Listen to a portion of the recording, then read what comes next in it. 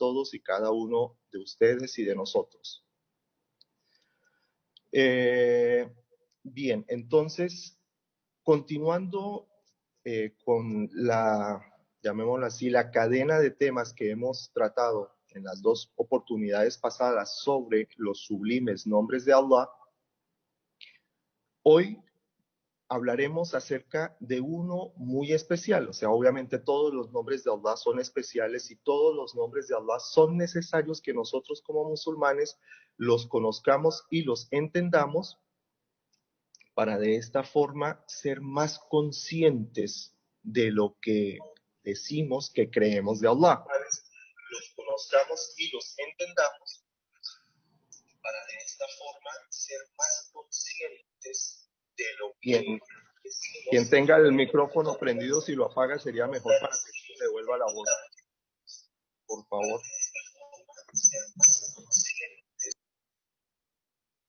Bien. Entonces tenemos que el nombre del que hablaremos hoy, y hay algo importante, o sea, casi todos los nombres de Allah, si no todos, tienen una relación estrecha. Tenemos que el nombre del que hablaremos hoy, y hay algo importante, o sea, casi todos los nombres de Allah, todos tienen un nombre, una relación entre ellos. ¿Sí están escuchando bien?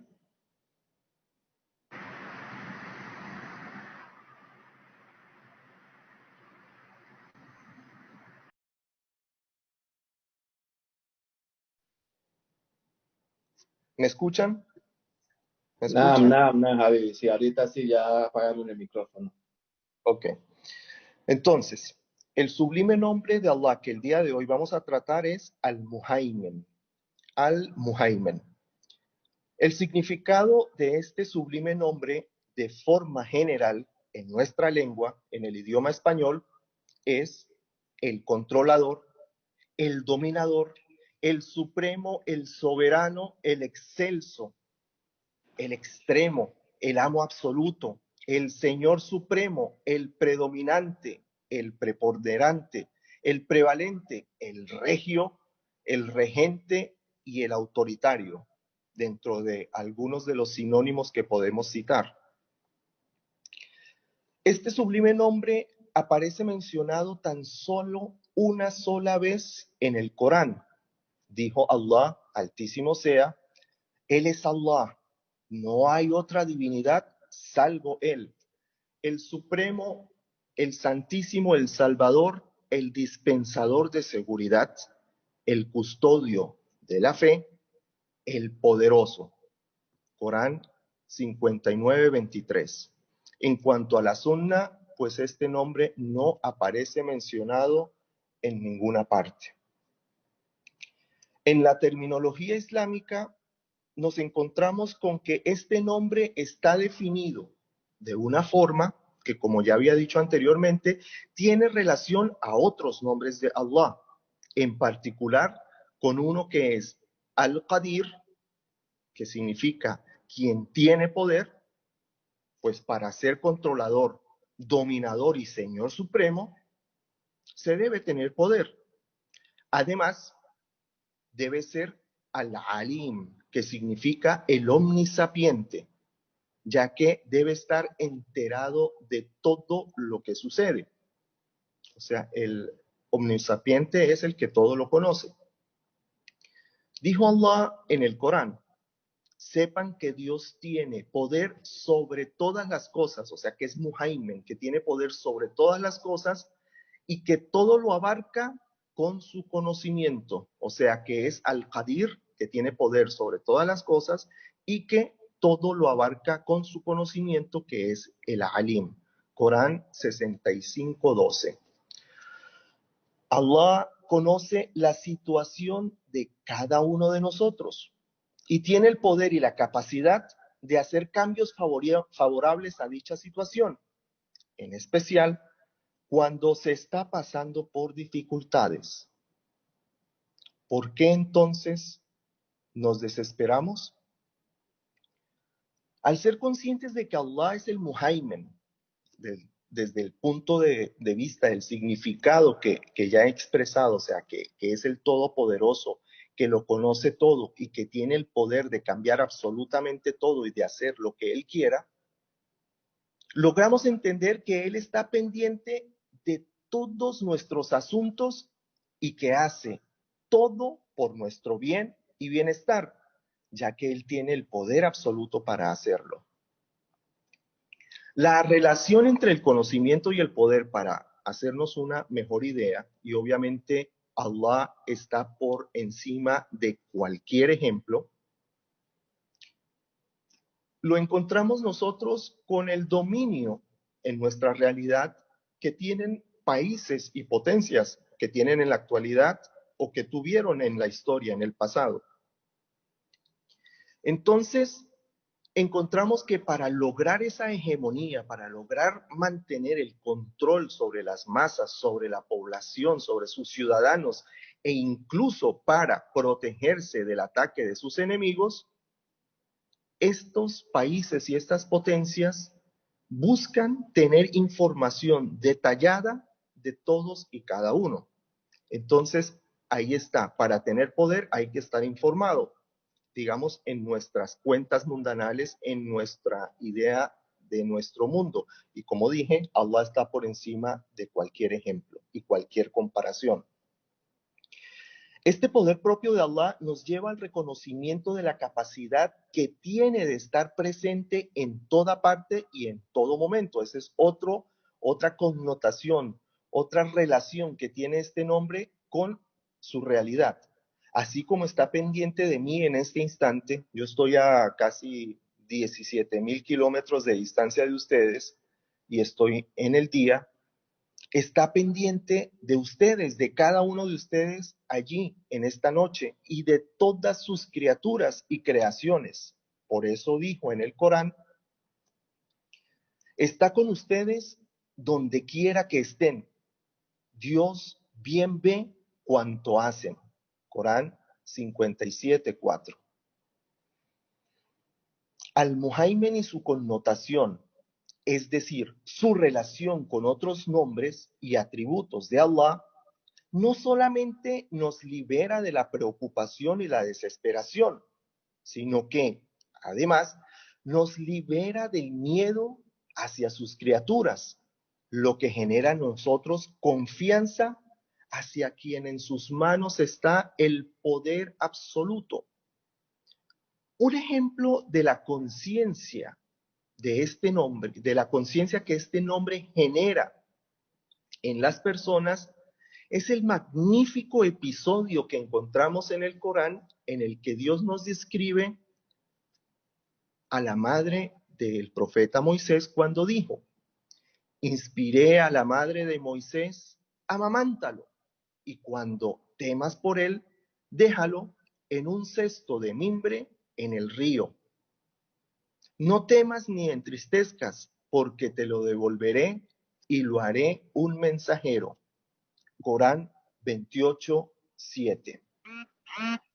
Preguntémonos, una madre que arroja a su recién nacido al cauce y caudal de un río, pero que no teme por él ni se entristece por su momentánea separación, o sea, es increíble. Allah le dio fortaleza, le dio entendimiento, le dio el sentimiento, le infundió en su corazón que en ese momento, porque estaban corriendo peligro, todos sabemos esta historia, el faraón había ordenado que se asesinara a todo recién nacido, a todo varón de cierta edad también del pueblo de los hijos de Israel, que estaban esclavizados en ese tiempo allí en Egipto, porque tenía de una profecía que venía que decía pues que iba a acabar con él. Y entonces, pues, en ese momento de miedo, pues obviamente esta señora, la madre de Moisés, temía por su hijo, quería salvarlo. ¿Y en quién buscó ayuda y apoyo? En Allah. Pero no solamente eso, sino que esta ayuda que Allah le ofreció fue una gran prueba. Pues le dijo, para que este niño, para que tu hijo se salve, arrójalo al río, obviamente en un cesto, ¿no? Arrójalo a un río.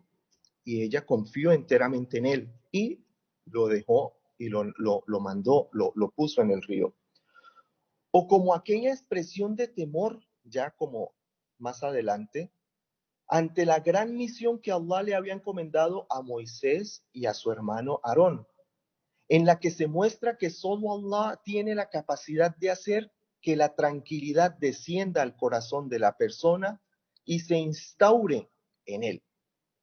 Dijeron, esto nos lo relata Allah en el Corán, dijeron él, Moisés y Aarón, oh Señor nuestro, tememos que se violente y abuse de nosotros. Está hablando del faraón cuando Dios los mandó hacia él. Y Dios les dijo, no tengan miedo, pues yo estoy con ustedes escuchando y observando todo. Corán 20, 45 y 46.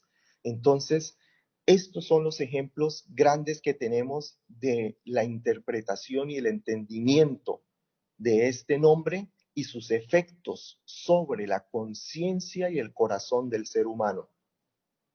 Es así como de la misma forma como un bebé se siente protegido en el canto y el regazo de su madre, porque él siente que ella haría lo que fuera para asegurarle y para resguardarlo de todo mal, el creyente que conoce que su Señor es Al-Muhaimen, se entrega a su voluntad y confía todos sus asuntos, encomendándose completamente a Él. Estas son formas prácticas de aplicar este nombre. La principal de todas es sometiéndose a su voluntad y encomendándose completamente a Él. Algunas personas, faltas de conocimiento y convicción, además de entendimiento, tienden a confundir y mezclar los asuntos y los interpretan de una forma errónea. Por eso es importante que nosotros no hagamos nuestras Hola. propias, por eso es importante que nosotros no hagamos nuestras propias conclusiones de temas como estos sin saber y sin tener conocimiento, sino que al tener alguna duda, las consultemos o la consultemos para que de esta manera aclaremos cuál es la mejor forma de interpretarla. Entonces, en base a esto, encontramos que hay musulmanes que al ver creyentes devotos, e incluso ellos mismos, siendo musulmanes, y se ven expuestos a problemas y calamidades o la injusticia de un tirano o un criminal, se preguntan, ¿acaso no es Allah Todopoderoso? ¿No es el Muhaimen? ¿Por qué permite que le pase eso a esa persona o a uno mismo? Cuando pasa una calamidad, pero ¿por qué Allah permite tal cosa? ¿Pero por qué sucede tal cosa? Entonces volvemos a aprender, a repetir. Con dichas preguntas, primero que todo, esta persona está acusando a Allah de ser injusto. Lo primero, lo está acusando de ser injusto. Y lo segundo, de no estar prestando atención a quien cree en él y le adora de forma correcta. Entonces, esto es importante que lo tengamos en cuenta. No hay que interpretar las calamidades que ocurren, no hay que interpretar las dificultades por las que puede atravesar una persona creyente con el hecho de que Allah lo abandonó o que está descuidado, que no atiende las necesidades de la gente que lo adora como se debe.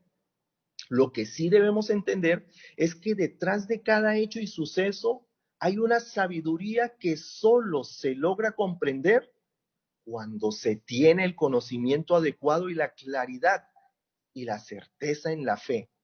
Allah dijo en varios versos dispersos en diversos capítulos del Corán lo siguiente: no pienses que Dios está distraído de lo que hacen los opresores.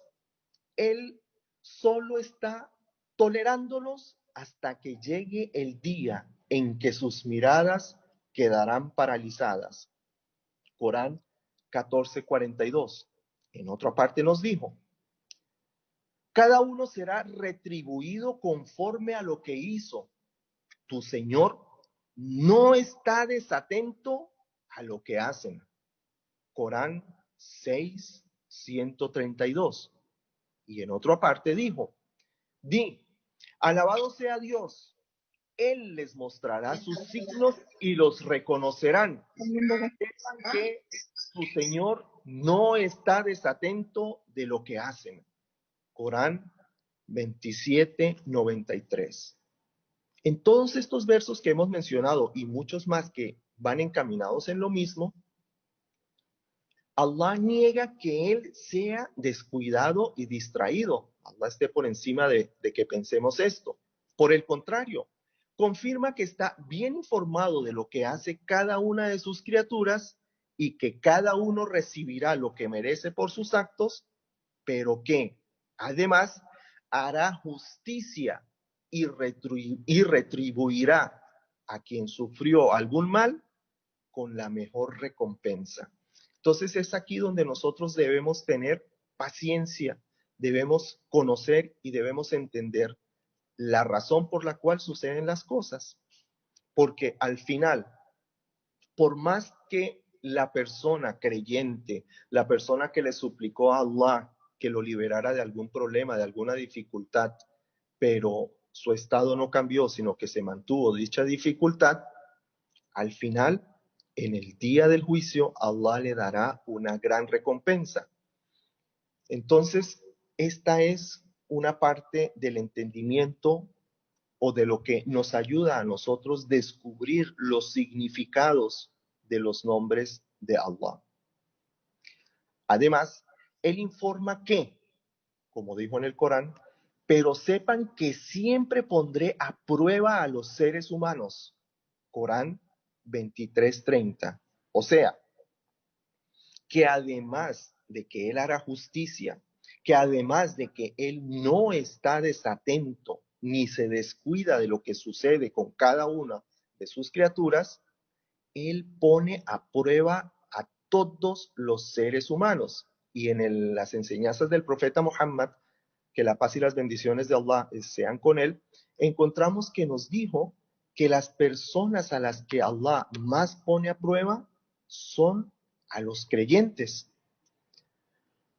De esta forma, por medio de la prueba, Allah hace un tamizaje, o sea, como una limpieza entre los seres humanos, para que se reconozca el creyente del no creyente, pero sobre todo para que la misma persona sepa el nivel de fe en el que se encuentra cada uno.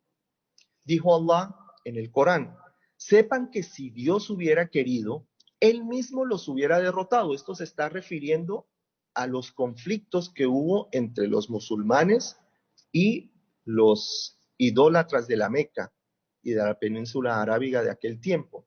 Entonces dicen, sepan que si Dios hubiera querido, tiene el poder absoluto, Él mismo los hubiera derrotado, pero quiso ponerlos a prueba y que se enfrentaran unos contra otros. Quien caiga en combate por la causa de Dios, sus obras no habrán sido en vano. Corán 47:4. El ejemplo de la madre de Moisés nos enseña que al encomendarse a Allah por completo, Él pone todos los medios a disposición de la persona. En este caso vemos algo milagroso. Allah, por su poder infinito, hizo que el río corriera de la manera que la cesta que contenía al niño no se volteara o se llenara de agua, se inundara, y que la corriente del río lo llevara al lugar que Allah había dispuesto y donde ese bebé debería ser acogido. Recordemos bien esto. Y también abrió el corazón de la persona que lo encontró, la esposa del faraón, para evitar que él, este tirano, lo matara y para sentir ese afecto maternal que la motivó a recogerlo y tomarlo como un hijo. Allah dijo en el Corán, expresándonos esta idea, deposítalo en un cesto y déjalo en el río, que la corriente lo llevará hasta una orilla donde será recogido por un enemigo mío y suyo, el faraón. Despertaré cariño hacia ti, refiriéndose a Moisés, entre los que te encontraron, para que crecieras educado bajo mi observancia. Corán 29, Corán 20, 39. Y dijo la mujer del faraón, se lo dijo a su esposo, este niño será una alegría para mis ojos y los tuyos. No lo mates, puede que nos beneficie. Adoptémoslo.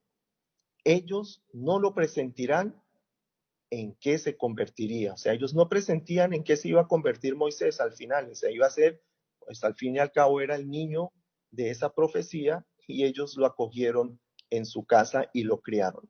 Corán 28:9. Y finalmente encontramos que Allah cumplió con la promesa que hizo a esta creyente mujer, que entregó lo que más amaba a la voluntad de Allah. Al-Muhaymin determinó que esa pequeña criatura, y pese al hambre que tenía y el instinto de sobrevivir, rechazara todas las nodrizas que le trajeron para que al final fuera su madre la que le diera pecho y amor. Allah cumplió su promesa, salvó a ese niño, lo salvó de caer, de morir, y tenía ya un plan para ese bebé. Ese bebé iba a ser su profeta, el profeta que iba a liberar a ese pueblo oprimido por voluntad de Dios. Y efectivamente, después de que estaban buscando por todo lado, después de que no escatimó el faraón un solo esfuerzo para liberarse de esa profecía, ¿dónde fue que creció su enemigo? ¿Dónde fue que creció el que iba a acabar con su poder? En su misma casa. ¿Y quién fue la que lo crió? Su mujer. Y aquí, nuevamente, Allah, aparte de eso, lo más importante es que mostró que confiar en él tiene los mejores resultados. Le prometió a la madre de Moisés que se lo devolvería y efectivamente se lo devolvió y ella fue quien lo amamantó y quien lo educó. También Allah dispone todos los medios para que sus creyentes logren sus objetivos cuando estos se entregan a su voluntad de la manera como Él exige. Tenemos nosotros lo que sucedió con el profeta Abraham, Ibrahim alayhi salam. Conocemos nosotros la historia cuando Allah comenzó a revelarle la verdad. Él instó a su pueblo, llamó a la gente de su pueblo a que dejaran de adorar las estatuas. Pero la gente, como lastimosamente sucede en la actualidad y en toda época, se resiste a la verdad. La verdad es dura, la verdad es una prueba, eso es algo que tenemos nosotros que tener en mente. La verdad es una prueba y solo aquellos que son capaces de quitarse la venda, solo los valientes son capaces de verla, pero no solamente eso, sino de aceptarla, porque hay mucha gente que ve la verdad, que reconoce la verdad, pero no tienen el valor, no tienen la responsabilidad de aceptarla. Veamos nosotros o vemos esto en la historia de Abraham. En resumen, la historia que su padre, el padre de Abraham, era quien hacía esos ídolos y la gente iba y los adoraba y él les decía, como todos los demás, ¿cómo adoran a semejantes estatuas que no son capaces de defenderse a sí mismas? Si viene un pájaro encima y las ensucia, ellas no son capaces de limpiarse. Si se rompen, no son capaces de restaurarse ni de arreglarse ellas mismas, sino que tienen que hacerlo ustedes. Ustedes tienen que estar limpiándolas, tienen que estarles dando mantenimiento, tienen que arreglarlas, etcétera, etcétera, etcétera. Entonces la gente pensaba y pues se daba cuenta que efectivamente era así, o sea, cómo somos nosotros de insensatos de creer semejantes cosas, pero sin embargo cerraban sus ojos y seguían aferrados a esa tradición, en especial su padre también. Entonces, Abraham, urdió un plan. ¿Cuál fue ese plan? Decidió un día, mientras que la gente no estaba, romper todas las estatuas que habían en el templo, pero dejó solamente una, la mayor, la más grande, el que se suponía que era el más poderoso para ellos. Cuando la gente volvió, se encontró con que todo estaba en ruinas, menos esa estatua. Y pues dijeron, ¿qué pasó? ¿Quién hizo esto? O sea, imagínense, ver que sus dioses, que sus ídolos a los que ellos les pedían protección, ayuda y todo, estaban por el suelo, hechos trizas, hechos pedazos. Entonces recordaron, por ahí está Abraham, que no le gustan nuestros ídolos y que habla mal de ellos. Él debió haberlo hecho. Entonces lo trajeron y le dijeron, oye Ibrahim, ¿tú fuiste el que hiciste eso? ¿Fuiste tú el que rompiste nuestros ídolos? Entonces Abraham, dentro de su plan era para despertarlos, le dijo, no, yo no fui, pregúntenle al grande, él fue, o sea, él fue el que quedó sano y salvo, o sea, no le pasó nada, él fue el que lo hizo, pregúntenle. Entonces todos respondieron, ¿cómo le vamos a preguntar a una estatua que no se puede mover? ¿Y cómo vamos a creer que esa estatua, que no se mueve, esa estatua inerte, ese objeto, haya roto a las demás? ¿Qué te pasa? ¿Estás loco? O sea, esta es una interpretación que yo les estoy haciendo, no es que así lo diga Allah en el Corán, ¿no? Sino son mis palabras explicando la historia. Entonces, la gente inmediatamente dijo, caramba, de verdad que sí somos injustos. ¿Cómo o sea, estamos diciendo nosotros que esa estatua no es capaz de hacer esto y nosotros le estamos adorando, ¿qué nos pasa? Pero ahí inmediatamente otra vez como que se cachetearon y no, hay que volver, hay que aferrarnos a nuestra fe y hay que darle la victoria, o más bien hay que eh, aferrarnos a nuestras creencias y debemos castigar a Abraham, debemos castigarlo porque él rompió esas estatuas. Y todos decidieron hacer un fuego tremendamente fuerte y arrojarlo ahí como castigo y como una enseñanza que perduraría a lo largo de la historia para que la gente no se atreviera a hacer un acto como el que hizo Abraham, romper las estatuas.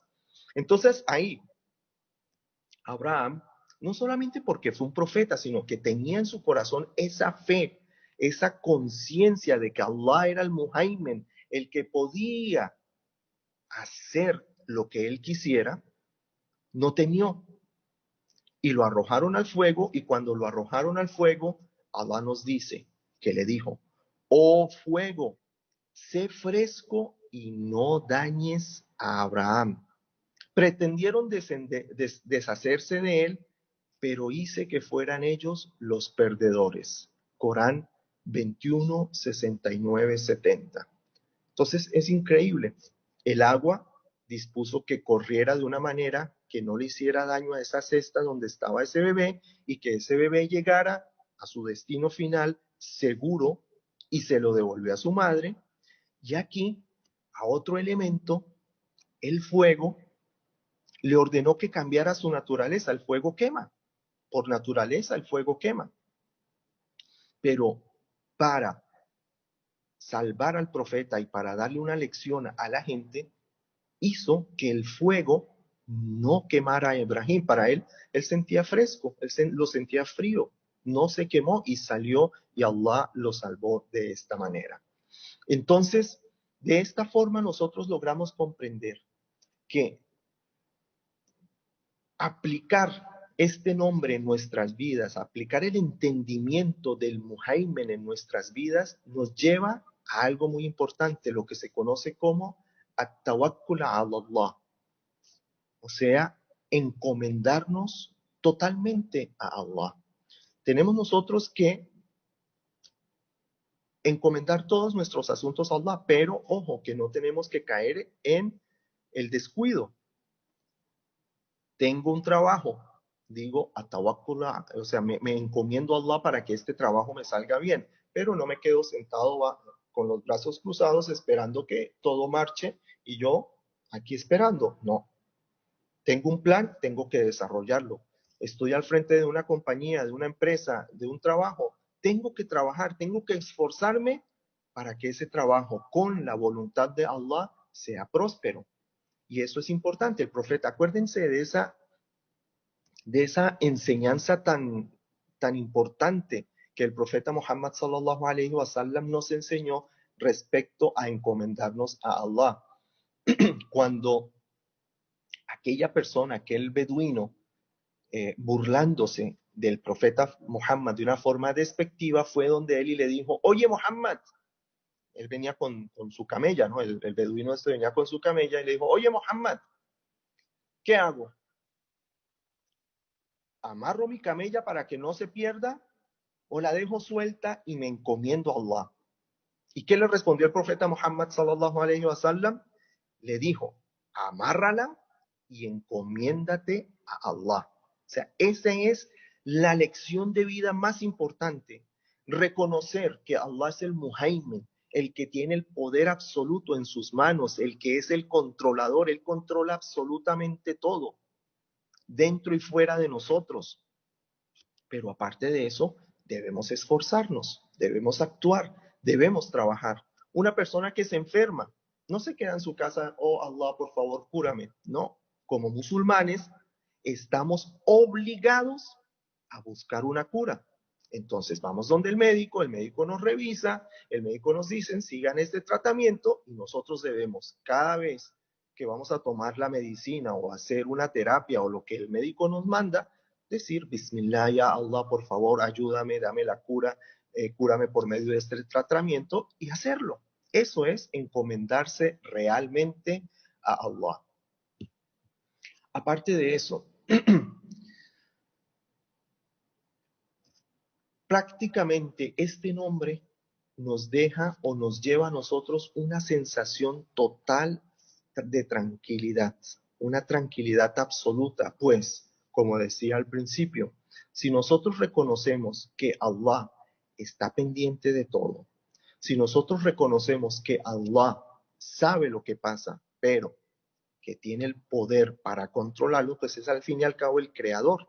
Él creó absolutamente todo lo que existe, lo creó con unas leyes determinadas, estableció que todo iniciara en un proceso desde la nada hasta que llegó o hasta que llegamos a donde estamos. Todo se está, todo cambia en el proceso, todo avanza, todo va para adelante en las órdenes de Allah, y entonces al reconocer nosotros eso en nuestra vida, eso genera confianza y tranquilidad, porque una de las principales soluciones a los problemas es tener paciencia, estar tranquilos, o sea, porque si uno se desespera, las soluciones se le desaparecen.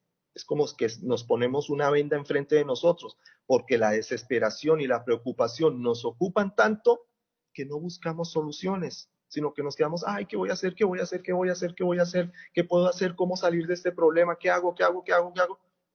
Me bloqueo, quedo totalmente bloqueado. Pero en cambio, cuando una persona es consciente de que Allah es el Muhaymin, entonces ante un problema se calma, tiene paciencia porque sabe, primero que todo ocurre por voluntad de Dios.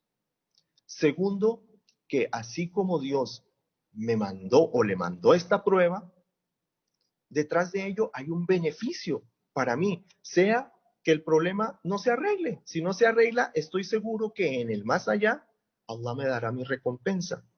Entonces, eso genera tranquilidad en la persona y le ayuda a ver las cosas con mayor claridad. Ah, por aquí no es. Esto que decidí no es lo correcto.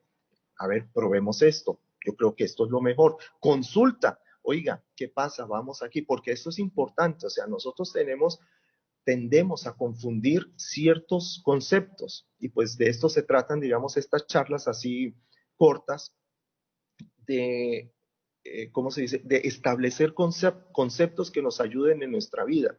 Muchas personas, como decía, piensan que encomendarse a Allah es simplemente decirle, oh Allah, por favor, ayúdame, encomiendo todos mis asuntos a tus manos y ya. No, hay que encomendarse y trabajar, hay que encomendarse y actuar para que Allah Altísimo sea, nos dé la solución.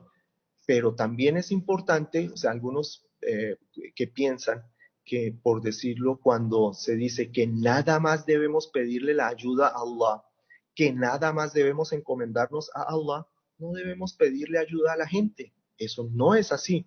Recordemos al profeta Muhammad sallallahu alaihi wasallam y su experiencia. Él, el profeta, nuestro máximo ejemplo a seguir, el Qudwa.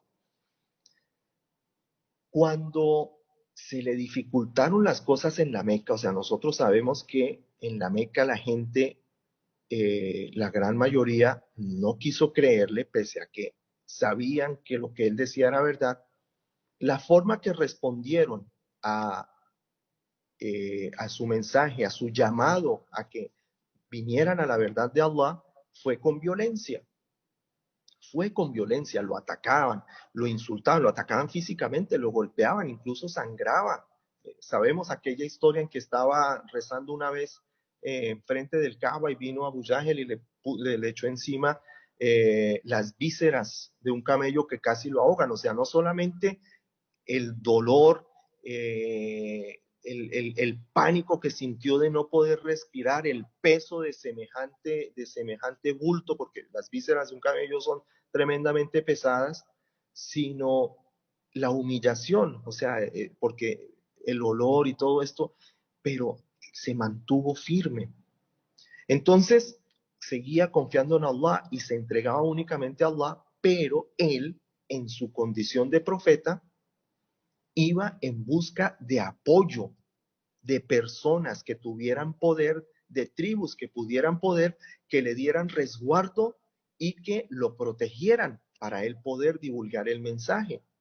Recordemos, en épocas de la peregrinación, en la antigua Arabia, antes del Islam, los árabes acostumbraban reunirse en mercados. Había uno muy, o sea, habían tres muy famosos, pero en uno de ellos ocurrió una historia en la que el profeta Muhammad se quedaba cerca de allí, uno de los más cercanos a la Meca.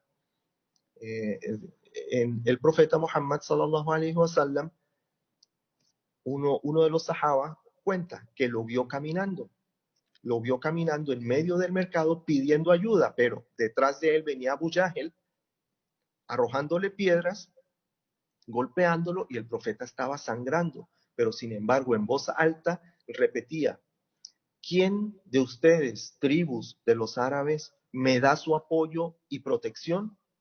Y entonces el sahaba en ese momento no se había convertido al Islam, preguntó: ¿quién es este? ¿Y quién es el que le está tirando piedras? Dijo: este es uno de la gente de la Meca, de los nietos de Abdel Muttalib, que así era como se llamaba el abuelo del profeta, y el que lo está apedreando, el que lo está acosando, el que le está infringiendo semejante castigo, es su tío, porque nosotros sabemos que Abu Yahel era su mismo tío, su tío paterno, es su tío. Entonces, bueno, para no salirme del campo, a lo que voy es eso, a que el profeta Muhammad sallallahu alaihi wasallam nos enseña esta lección.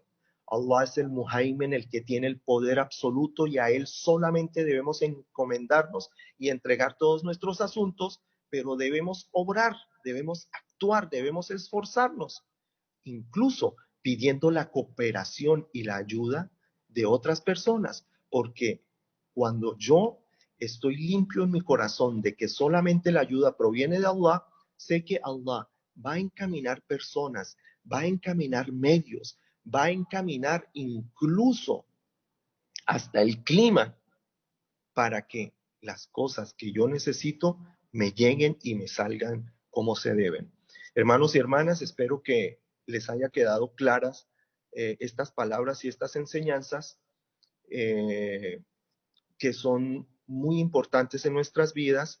Y para terminar, les recuerdo que es importante que como musulmanes conozcamos el significado de cada uno de los nombres de Allah que son conocidos, y que los apliquemos en nuestra vida con detalle, porque si los conocemos, los aplicaremos en nuestra vida y esto nos dará un beneficio en nuestra vida mundanal que no debemos descuidarla, porque el Islam no nos pide que nos olvidemos de lo mundano. En el Islam no se debe, ¿cómo se dice?, sacrificar esta vida y sus cosas pensando que así nos vamos a ganar la del más allá. Sí hay que hacer sacrificios, y no está mal que la gente busque riqueza y que logre toda la riqueza del mundo. Eso en el Islam no está mal, por el contrario, es algo muy bueno, porque de esa manera va a ser más beneficioso. Lo que sí debe ser es que en el corazón esos bienes no sean lo más valioso, sino que sepan que esos bienes son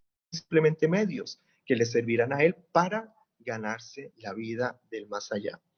Y por último, otra vez digo por último, ya esta sí es la última, les recuerdo que ya en este día, bueno, yo ya estoy en el día viernes, en este día viernes, que posiblemente sea el último de Ramadán, o mañana, no dejemos de vivir lo que hicimos durante todo este mes de Ramadán, que continuemos, porque el musulmán no es un musulmán de tiempos ni de temporadas, sino que debemos mantenernos firmes en nuestra adoración. Sí es cierto que ya no vamos a ayunar todos los días, pero la oración sigue, el buen comportamiento sigue, la buena actitud sigue. Entonces no nos olvidemos de eso y pues le cedo la palabra al Sheikh Muhammad